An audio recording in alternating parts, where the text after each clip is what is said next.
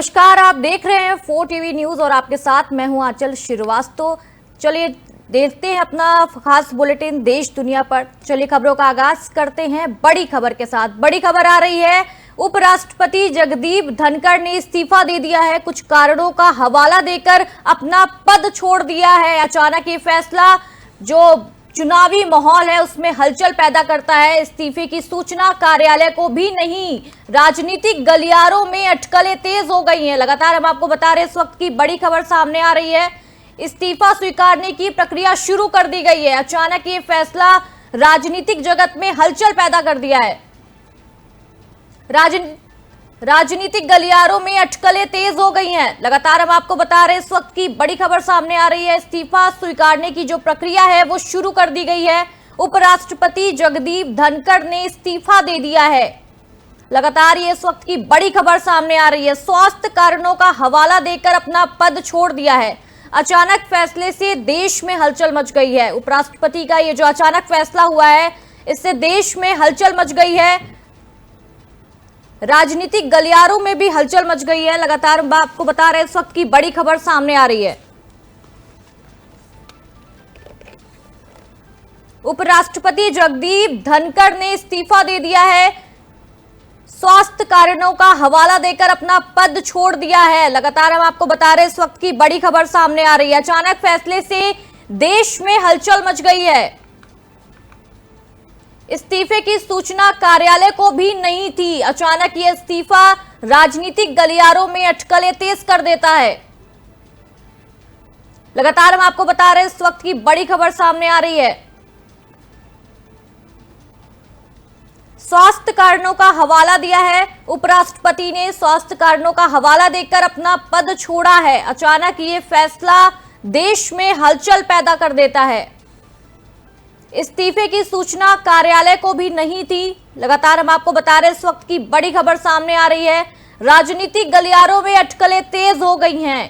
क्या कुछ कारणों की वजह से ये इस्तीफा आया है, अभी इसका स्पष्टीकरण नहीं सामने आया है। उपराष्ट्रपति जगदीप धनखड़ ने इस्तीफा दे दिया है। स्वास्थ्य कारणों का हवाला देकर ये अपना पद छोड़ा है। अचानक ये फैसला देश में हलचल पैदा कर देता है। इस्तीफे की सूचना कार्यालय को भी नहीं मिली है। राजनीतिक गलियारों में अटकलें तेज हो गई हैं। अभी तक ये स्पष्टीकरण सामने नहीं आया है कि ये इस्तीफा क्यों दिया गया है। लगातार हम आपको बता रहे हैं, इस वक्त की बड़ी खबर सामने आ रही है। हमारे साथ इसकी ज्यादा जानकारी के लिए वरिष्ठ पत्रकार प्रभात त्रिपाठी जी हैं। जी नमस्कार, बताइए आंचल जी। जी प्रभात जी, जिस तरीके से हम सर देख सकते हैं, जो इस्तीफा दिया गया है, इसमें जो राजनीतिक गलियारों में जो हलचल है वो तेज हो गई है। अचानक ये इस्तीफा क्या कुछ दर्शाता है? देखिए आंचल जी, जिस तरीके से उपराष्ट्रपति धनखड़ जी ने इस्तीफा कल अचानक दिया और राष्ट्रपति मुर्मू के पास वो इस्तीफा पहुंचा है और अभी इस्तीफा स्वीकार नहीं हुआ है, लेकिन राजनीतिक गलियारों में कई तरीके कयास लगाए जा रहे हैं कि आखिर ये इस्तीफा क्यों हुआ है। उस इस्तीफे के पीछे की कहानी जो मुझे नजर आती है वो ये नजर आती है कि कहीं ना कहीं देखिए, जब धनखड़ जी राज्यसभा के सभापति और उपराष्ट्रपति के रूप में जब आसन में बैठते हैं तो विपक्षी खेमा जब उन्हें घेरता है तो वो कई बार उत्तेजित भी हो जाते हैं और उन्होंने एक बार और भी इस्तीफे की पेशकश की थी, क्योंकि धनखड़ जी लगातार पॉलिटिकल है और वो पॉलिटिकल तरीके से कोई भी बात को सुनते हैं और निर्णय देते हैं। तो इसमें मुझे जो नजर आता है वो कहीं ना कहीं बहुत बड़ा राजनीतिक डेवलपमेंट कुछ हो रहा है इंद्र की राजनीति में, क्योंकि धनखड़ को इस्तीफा दिला के उनका पद खाली हुआ है। धनखड़ जी ने स्वास्थ्य का कारण बताया है, स्वास्थ्य का कारण अचानक आ गया, ऐसा कोई नहीं मान सकता है। कहीं ना कहीं जिस तरीके से कल सदन की पहले कार्रवाई शुरू हुई और जिस तरीके से मल्लिकार्जुन और धनखड़ और ये सारी चीजों में बहस होती है राज्यसभा में लगातार, आपके जो कांग्रेस के राष्ट्रीय अध्यक्ष हैं उनको लेके और राहुल गांधी को लेके या विपक्षी खेमे को लेके धनखड़ जी उत्तेजित हो जाते हैं। कोई भी अगर सवाल जवाब होता है और सभापति का काम है कि सदन को, राज्यसभा को चलाना, लेकिन धनखड़ जी निश्चित तौर पे पॉलिटिकल बैकग्राउंड से आते हैं। जब वो गवर्नर थे तो उनको जिस तरीके से अनुसूचित जाति होने का उनको फायदा मिला और वो देश के उपराष्ट्रपति बने। आज तक इतिहास में पहली बार हुआ है कि किसी उपराष्ट्रपति ने इस्तीफा दिया है। तो अब इस्तीफे के बाद उनका अब देखना है कि राष्ट्रपति द्रौपदी मुर्मू उनका इस्तीफा स्वीकार करती हैं। और मुझे तो ये लगता है कि कहीं ना कहीं बहुत बड़ा कोई पॉलिटिकल डेवलपमेंट हो रहा है, धनखड़ जी को का पद खाली हो रहा है। और मुझे तो ऐसा लगता है, नजर आ रहा है कि कहीं ना कहीं 75 साल के प्रधानमंत्री नरेंद्र मोदी भी हो जाएंगे। संघ का दबाव भी पड़ रहा है, तो कहीं ना कहीं राष्ट्रपति का भी इस्तीफा हो सकता है और राष्ट्रपति के पद पर प्रधानमंत्री नरेंद्र मोदी जा सकते हैं। ये सब कई चीजें प्रभात जी, अगर हम ये देखें कि उन्होंने जो इस्तीफा दिया है, अगर इस्तीफा उन्होंने स्वास्थ्य कारणों की वजह से दिया है तो उसमें मेडिकल वगैरह उन्होंने कुछ नहीं लगाया है। ये भी एक तरीके से ये भी एक अलग नजरिया दर्शाता है। नहीं आचार्य जी, देखिए उनका इस्तीफा स्वास्थ्य कारणों से तो मैं तो नहीं मान सकता हूँ। उनका स्वास्थ्य बिल्कुल ठीक है, वो लगातार पूरा जो है जिस तरीके से कार्रवाई चला रहे हैं। अब उनके स्वभाव में और उनके कार्य करने की शैली में राजनीति अभी भी है कि उपराष्ट्रपति पद जो होता है वो पॉलिटिकल नहीं होता है। जब देश का राष्ट्रपति और उपराष्ट्रपति जो हो जाता है वो सभी राजनीतिक दलों का होता है। तो ये सेहत और स्वास्थ्य की जानकारी की मेडिकल उनको निश्चित तौर पर उनको मेडिकल क्या वो अनफिट हैं, क्या वो इस पद पे काम नहीं कर सकते हैं, ये अचानक स्वास्थ्य कारण हो गया। 27 तक उनका कार्यकाल था, 2027 अभी 2 साल उसको पड़े थे। कितने बड़े पद पे थे, देश के उपराष्ट्रपति थे, वो आने वाले समय में राष्ट्रपति के पद में भी जा सकते थे। तो ये जो सारी समीकरण है, देखिए आचार्य जी, इसको मैं तो राजनीति से जोड़ के देखता हूँ कि ये इस्तीफा जो हुआ है वो इस्तीफा कहीं ना कहीं इस्तीफा दिलाया गया है, कहीं ना कहीं कोई 2 साल के लिए किसी एक तरीके से साफ समझ में आ रहा है सर कि ये राजनीतिक कुछ पीछे हलचल मच रही है, इस वजह से ये इस्तीफा इतनी जल्दी और अचानक रात में सामने आया है। नहीं, निश्चित तौर पर देखिए अभी देखिए आचार्य जी, मैं तो इस तरीके से एक राजनीतिक पत्रकार की हैसियत से एक राजनीतिक चीजें खोजता हूँ कि कहीं ना कहीं देश की राजनीति का एक टेम्परामेंट बदल रहा है। अभी भारतीय जनता पार्टी के राष्ट्रीय अध्यक्ष का भी चुनाव होना है, उसके साथ साथ अभी जो है कई डेवलपमेंट होने हैं 2029 के पहले। कई राज्यों में चुनाव भी है, बिहार का भी चुनाव है। बिहार का चुनाव बिल्कुल सर पे है, बिल्कुल जिसे देखा जाए तो कहीं ना कहीं अभी बहुत बड़े कुछ धमाके होंगे, राजनीतिक धमाके होंगे। ये कल जो इस्तीफा दिया गया ये भी एक छोटा सा एक धमाका था और इसको मैं राजनीतिक धमाका मानता हूँ। कोई बड़ा ना बड़ा कोई गेम होगा और वो दिल्ली के इशारे पे और केंद्र के इशारे पे ही वो इस्तीफा हुआ है। मुझे तो स्वास्थ्य कारण नजर नहीं आता है कि धनखड़ जी का स्वास्थ्य खराब हो गया है या वो कार्रवाई राज्यसभा की चलाने में असमर्थ है या वो देश के उपराष्ट्रपति पद को चलाने में असमर्थ है। मुझे तो ऐसा नहीं लगता है सर। अगर हम पूरा पॉलिटिकल जी सर, अगर हम अगले चेहरे की बात करें तो अगला संभावित जो चेहरा है वो कौन सा हो सकता है? कौन आ सकता है सर की जगह, इनकी जगह उपराष्ट्रपति बनकर? किसका चेहरा सामने आएगा? देखिए आचार्य जी, भारतीय जनता पार्टी और प्रधानमंत्री नरेंद्र मोदी या अमित शाह की कार्यशैली बिल्कुल अलग है। कोई भी अंदाज नहीं लगा सकता है कि कौन व्यक्ति इस पद पे बैठ सकता है। कोई नीचे का भी व्यक्ति उपराष्ट्रपति पद पे पहुंच सकता है। कोई गवर्नर जो मौजूदा है, मुझे तो लगता है कि जैसे बिहार के गवर्नर जो है आपके अल्पसंख्यक उससे आते हैं और वो संघ की पृष्ठभूमि में भी हैं और बिहार के गवर्नर है वो उपराष्ट्रपति पद पे जा सकते हैं। मेरी ऐसी संभावना नजर आ रही है कि जो है वो उपराष्ट्रपति पद पे जा सकते हैं, भारतीय जनता पार्टी उनको भेज सकती है।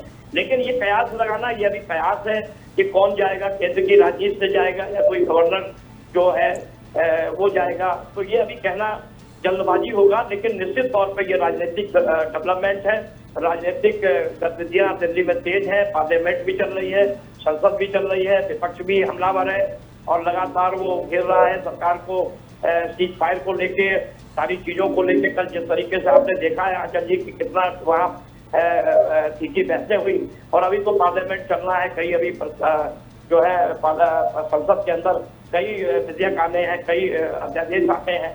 तो मुझे तो लगता है कि बिहार के राज्यपाल जो हैं वो दावेदारी में आ सकते हैं और बाकी जो है ये कयास लगाना अपनी जगह है। लेकिन पॉलिटिकल डेवलपमेंट शुरू हो गया है और पॉलिटिकल धमाके अभी कुछ और होंगे केंद्र की राजनीति में। सर, ये सूत्रों के हवाले से जो ऐसी खबर आ रही है कि स्वीकारने की जो प्रक्रिया है वो शुरू कर दी गई है, तो क्या इतनी जल्दी ये स्वीकृति हो जाती है? अगर हम इसकी ज्यादा जानकारी आपसे जानना चाहें तो। नहीं नहीं, देखिए जब कोई उपराष्ट्रपति, पहली बात तो ये एक अभी तक उपराष्ट्रपति के पद पे पहला वाकया है, लेकिन जब ये राष्ट्रपति के पास जाता है तो राष्ट्रपति जो है द्रौपदी मुर्मू उसको स्वीकार करेंगी। अब वो स्वीकार 1 हफ्ते में भी हो सकता है, 15 दिन में भी हो सकता है, आज भी हो सकता है। तो इस तरीके से ये इसकी कोई प्रक्रिया नहीं है। प्रक्रिया में कोई ऐसा नहीं है, कोई कानूनी बाध्यता है या कहीं कोई इसको कहीं और जाना है। सिर्फ इसको इस्तीफा जो है वो राष्ट्रपति को ही स्वीकार करना है। तो राष्ट्रपति को जब स्वीकार करना है तो द्रौपदी मुर्मू अगर भारत में है तो निश्चित तौर पे वो स्वीकार हो जाएगा। अगर कुछ डिले करता है तो 1 हफ्ते डिले भी हो सकता है, क्योंकि राज्यसभा अभी चल रही है, लोकसभा चल रही है।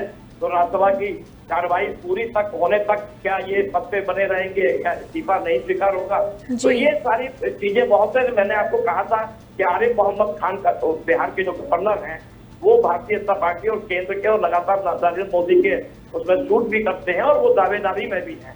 तो अगर एक माइनॉरिटी का एक व्यक्ति वहां बैठ जाएगा, जिस तरीके से पहले उपराष्ट्रपति रहे भी हैं माइनॉरिटी से, तो आरिफ मोहम्मद खान का मुझे लगता है कि अगर इस्तीफा स्वीकार हो गया, और जो आपने सवाल पूछा है वो सवाल सीधा है कि राष्ट्रपति द्रौपदी मुर्मू कभी भी उनका इस्तीफा स्वीकार कर सकती हैं।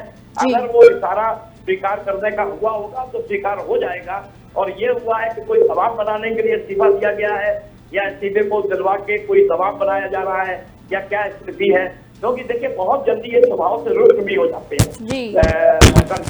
तो ये इस्तीफा इस बार मुझे नहीं लगता है कि ये वापस होगा और स्वीकार हो जाएगा और जल्दी से जल्दी स्वीकार होगा और आरिफ मोहम्मद खान हो सकता है कि नए उपराष्ट्रपति हो जाए। अभी तो सर विपक्ष की भी प्रतिक्रिया जो आनी है वो अभी बाकी है, अभी तो विपक्ष ने भी कोई प्रतिक्रिया नहीं दी है।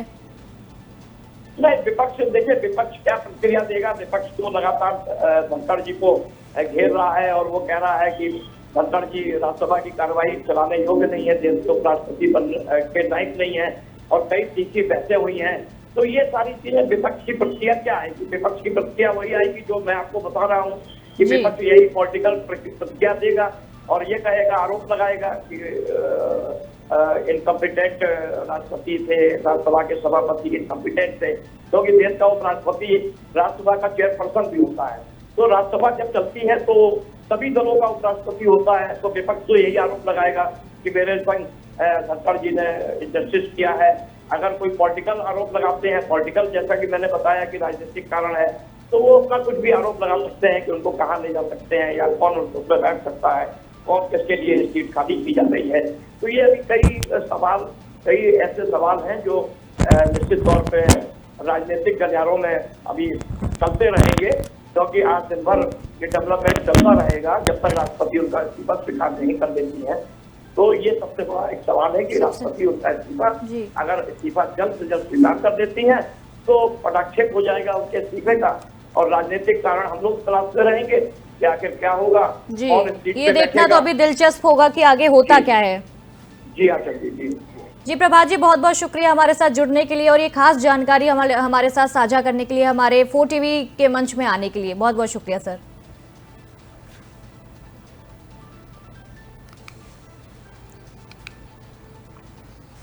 अगली खबर बिहार से आ रही है। बिहार एसआईआर पर संसद में बहस की मांग है और कांग्रेस संसद ने स्थगित प्रस्ताव कर दिया है। मतदाता सूची एसआईआर पर बना बड़ा मुद्दा है। मणिकम टैगोर ने संसद में सवाल उठाया है और बिहार में मतदाता सूची के विशेष गहन पुनरीक्षण एसआईआर को लेकर संसद में जो हलचल है वो तेज हो गई है। लगातार इस वक्त की बड़ी खबर सामने आ रही है। कांग्रेस सांसद मणिकम टैगोर ने इसे लोकतांत्रिक अधिकारों के लिए खतरा बताते हुए स्थगन प्रस्ताव पेश किया है। संसद के मानसून सत्र के दूसरे दिन उन्होंने इस मुद्दे पर तुरंत चर्चा की मांग की है। लगातार विपक्ष बोल रहा है कि ये एक बड़ी और अहम चर्चा का विषय है। मतदाता सूची एसआईआर बड़ा मुद्दा बन गया है इस वक्त। लगातार हम आपको बता रहे हैं मणिकम टैगोर ने संसद पर सवाल उठाया है। बिहार एसआईआर पर संसद में बड़ी बहस की मांग की जा रही है। लगातार हम आपको बता रहे हैं कांग्रेस सांसद ने स्थगित प्रस्ताव दिया है, इसको स्थगित करने का प्रस्ताव दिया है। मतदाता सूची एसआईआर पर बड़ा मुद्दा बन गया है। मणिकम टैगोर ने संसद पर सवाल उठाया है, इसको तुरंत स्थगित करने की मांग की जा रही है। बिहार एसआईआर पर संसद में बड़ी बहस की मांग है।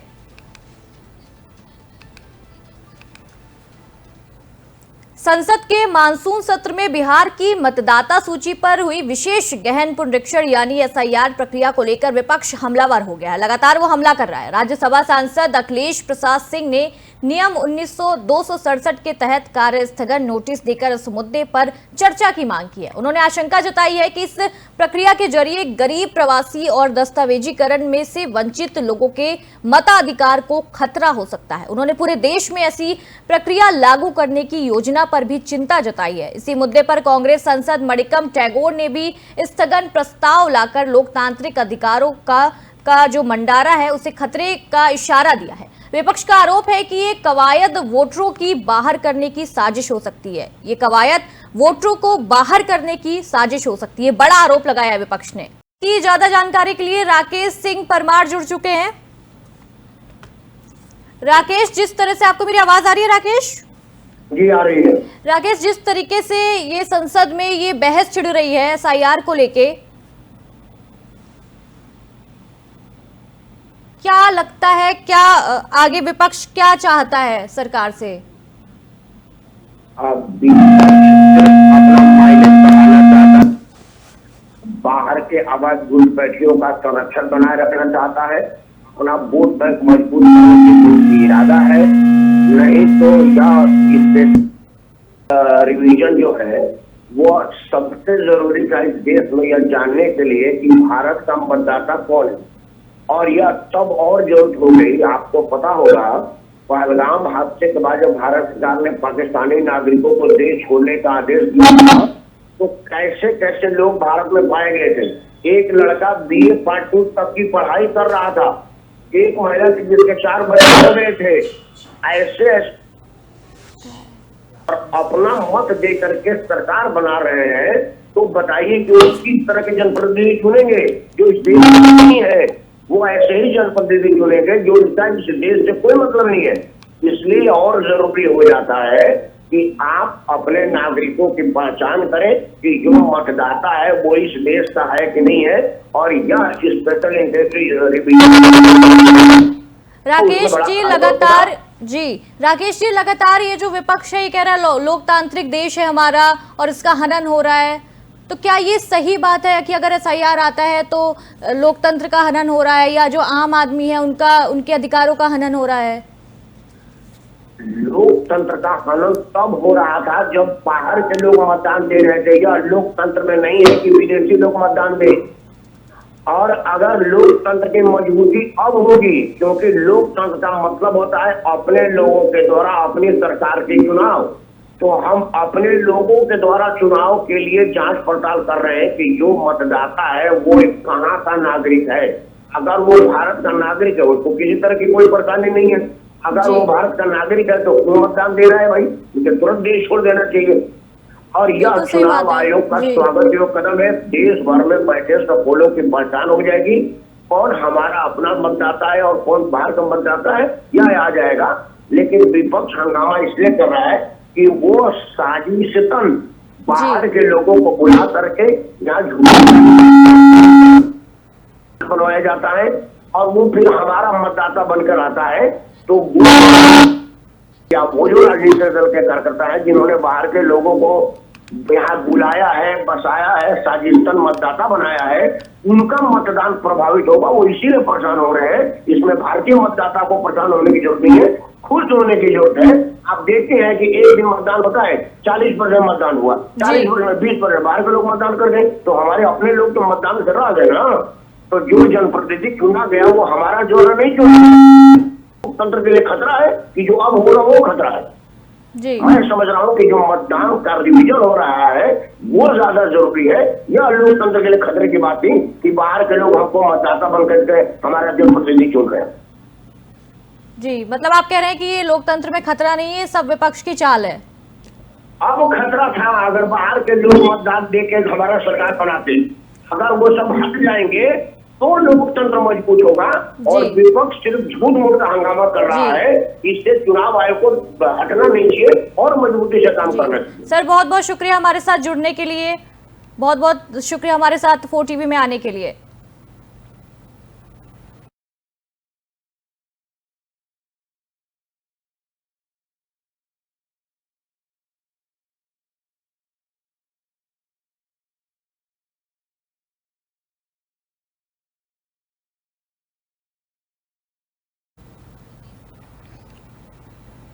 अगली खबर बिहार से आ रही है। बिहार उप मुख्यमंत्री विजय कुमार सिन्हा ने विपक्ष पर तीखा हमला बोला है। उन्होंने कहा है कि विपक्ष के पास अब कोई ठोस मुद्दा नहीं बचा है और जो भी मुद्दे उठाए जा रहे हैं उनमें से कोई दम नहीं है, उनमें कोई दम नहीं है। विजय सिन्हा ने आरोप लगाया है कि विपक्ष सिर्फ जनता को गुमराह करने की कोशिश कर रहा है और अपनी संभावित हार का ठीकरा पहले से ही चुनाव आयोग पर फोड़ने की रणनीति बना रहा है। उन्होंने कहा है कि जनता सब देख रही है और जनता सब जानती है कि कौन सही है और कौन गलत है।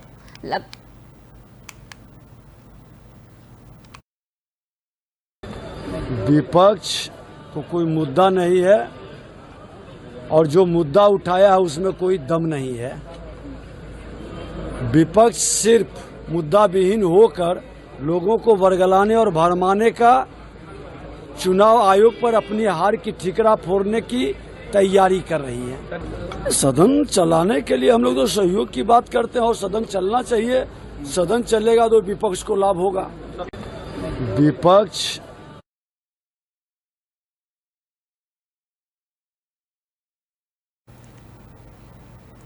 बिहार के उप मुख्यमंत्री सम्राट चौधरी ने एक बार फिर राजद प्रमुख लालू प्रसाद यादव और उनके परिवार पर तीखा हमला बोला है। उन्होंने कहा है कि जो लोग बिहार के गरीबों की जमीन लूट चुके हैं वो अब विकास की बात कर रहे हैं। सम्राट चौधरी ने कहा है कि लालू परिवार जैसे नेता नीतीश कुमार के नेतृत्व में हो रहे बिहार के विकास से घबराए हुए हैं और मुद्दा भटकाने की कोशिश कर रहे हैं। उन्होंने विपक्ष पर चुनाव आयोग के नाम पर राजनीति करने का भी आरोप लगाया है। चौधरी ने साफ कहा है कि आयोग ने स्पष्ट कर दिया है कि किसी भी जाति या वर्ग के व्यक्ति का नाम मतदाता सूची से नहीं हटाया जाएगा। इसके बावजूद विपक्ष बेवजह का शोर मचा रहा है।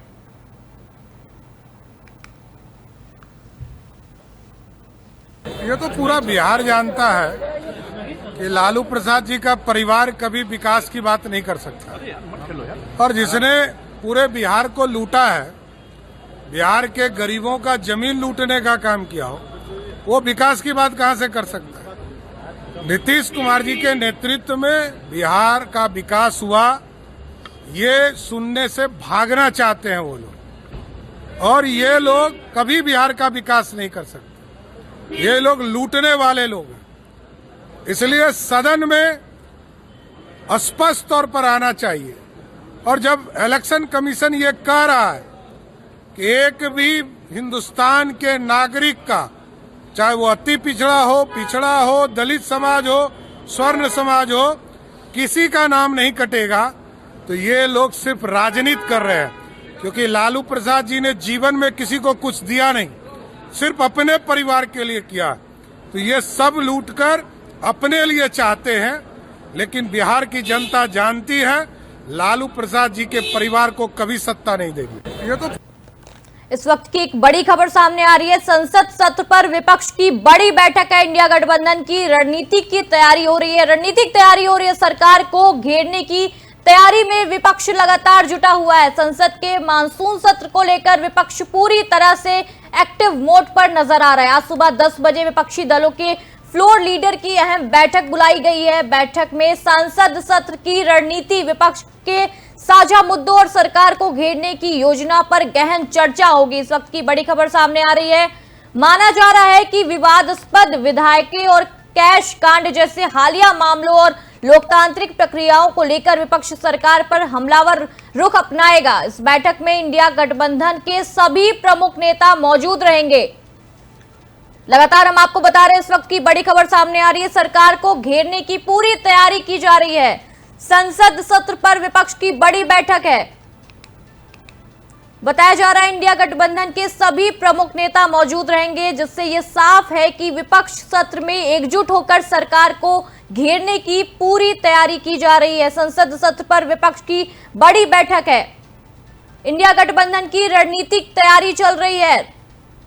लगातार हम आपको बता रहे हैं, इस वक्त की बड़ी खबर सामने आ रही है। सारे नेता एकजुट होकर सरकार को घेरने की पूरी तैयारी में है। इंडिया गठबंधन की रणनीतिक तैयारी जोर ले रही है।